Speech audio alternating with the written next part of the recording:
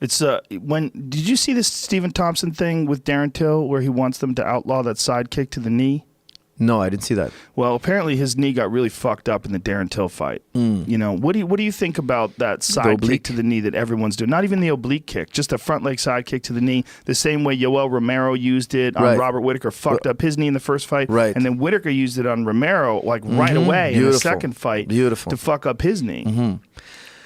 I think it's a legitimate kick. Yeah, it's a legitimate 100% kick. It allows the smaller, weaker guy to hurt the bigger, stronger guy. Well, and in the case of Darren Till, it allows the bigger, stronger guy to hurt the other big, strong guy. If it works for the smaller guy, it works for the bigger guy. Yeah. Right? It's just a legit, I think so too. It's a legit technique you have to prepare for. Yeah, exactly. You're standing in a way that, you see, when somebody's standing sideways, they're harder to punch. They're easier to kick. So you're saying, look, I want to stand in this way where I'm harder to punch, but I don't want you to kick me. So if I stand square, I'm more susceptible to back kick, more susceptible to punches, but less susceptible to leg kicks or the oblique kick or the side kick to the knee or whatnot. Now, I'm not saying to you, don't punch me, because I'm more vulnerable this way. So whatever your vulnerability is, you chose that vulnerability by standing sideways. Why don't the Thais stand sideways? Because they know they're going to get chopped to the leg, right? They're always fighting good kickers.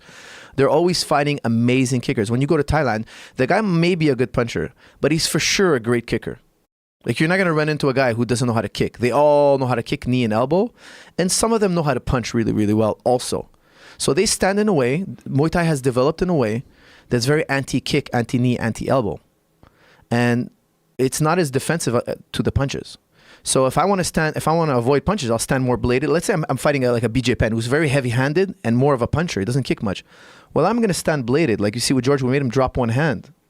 Why? So he can use his jab from down to up, right? Because it's faster, has a greater reach, and it's harder to counter.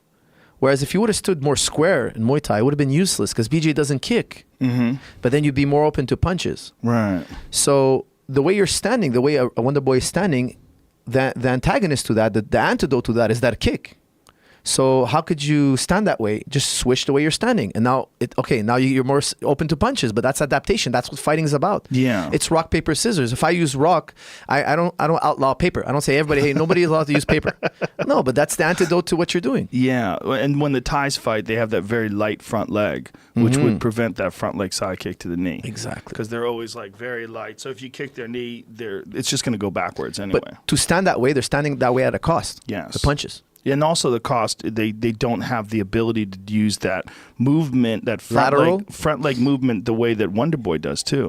Wonder Boy is the master of the front leg. Like he's the best at standing completely side kick. When he fought Johnny Hendricks, a good example. He threw a side kick to the body. Hendricks stood there, and then he went to a roundhouse kick to the face with the same leg. Masterpiece. And Hendricks, you could see, was like, fuck. Like, what is this guy doing? It was like, thump.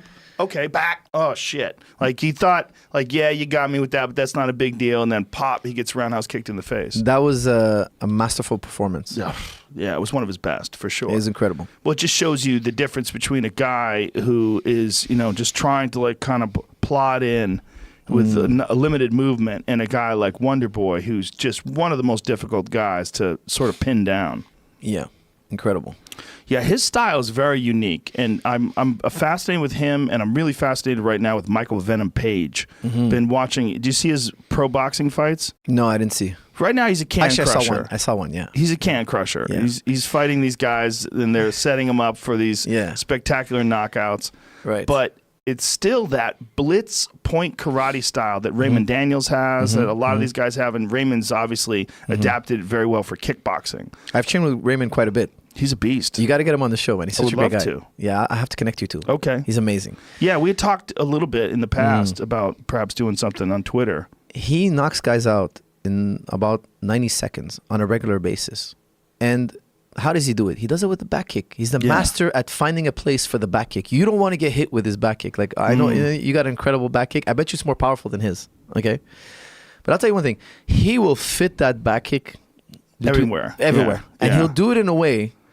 you won't see it coming. It's going to hurt so much more. Yeah. Now, he rarely knocks guys out with his hands. He does surprise guys with his hands every so often, but that back kick, you don't want to be there. Well, he seems like he's getting better with his hands. Yes. His hands are improving, but he trains a lot. Yeah. He trains a lot, that guy. I'm sure. I mean, he's still at it. And he's what, 35, 36 now? Yeah, I would say around there.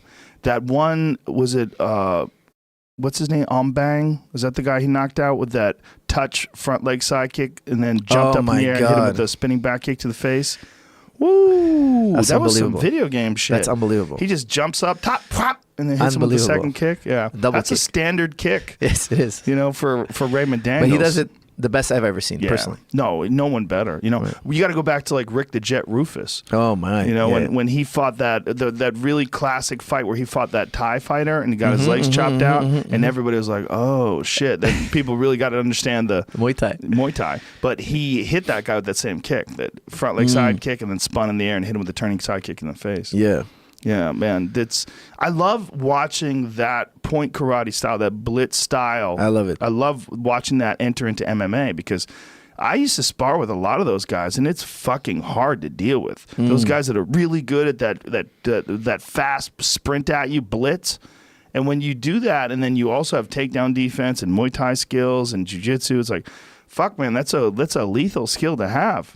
I love doing boxing, Muay Thai, karate, taekwondo. I love blending it all. I believe all of it. Here it is right here. Boom! Yeah, play that back again. I mean, come on, man. This is fucking crazy shit the way he does it too. He just hops up, touches you with the front leg, pang! And the second one, and look, he looks down like he's in a fucking video game. I mean, that is crazy that this guy is pulling that off. That was when he was in Glory. Look at this. Tap. Boom! Come on, man. Who the fuck does that? And he does that all the time, eh? That's not like a one-off. No, he could do that all day. Yeah. I mean, there's a lot of those karate guys that have that skill set. They can do, like, you know, those breaking demonstrations where they hold up pads, they'll do 360 wheel kicks and break pads. And I mean, there's some legitimate karate and traditional martial arts techniques that are finding their way into MMA. Absolutely. You just have to know how to use it. Yeah. And just because a karate guy got beat up by a grappler doesn't mean all the karate he's trained is not good. Exactly. He needs to learn how to grapple. Exactly. He needs to learn how to stay on his feet. He needs to learn how to grapple. He needs to learn to set that kick up in a way. Because the thing is, if you're always fighting another karate guy and then you fight a boxer, the boxer's behavior is just different. You have to get, it's like what we were saying before, you have to get used to it. And then all of a sudden, you saw the same movie 100 times. You know how to deal with it. You know, it's like you watch the same movie over and over again. You start predicting what the scene is going to be. You're not caught by surprise. When you're caught by surprise, you're done. Right. You've never done jiu-jitsu before, and I'm doing an armbar, a basic armbar, you're getting caught with it. You know, that's why I believe you got to know everything out there, but you got to specialize.